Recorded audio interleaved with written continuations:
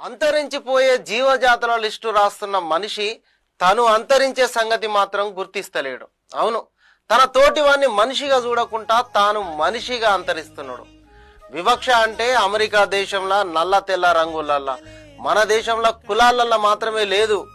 ఒకే కులంలా ఒకే కుటుంబంలా మనిషిని మనిషిగా చూడని వివక్ష ఉన్నది.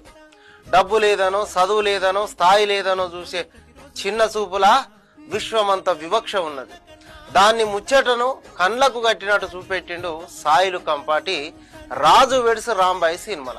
అది మన ఊరి ప్రేమ కథ. చాలా అద్భుతంగా తీసిన కథ. ప్రేమ మాత్రమే మనుషులను పెనవేసుకునే కథ. ఆస్తులు అంతస్తులు హోదాలు ప్రేమకు గడ్డిపోసుతో సమానం అనే కథ. ఆడ మగ కలిసి బతకడానికి ఇష్టము ప్రేమ అనేటి ఉంటే చాలు అని తెలువని మానసిక వికలాంగుల మూతి మీద ఎగిరిదనిన కథ. మగోనికి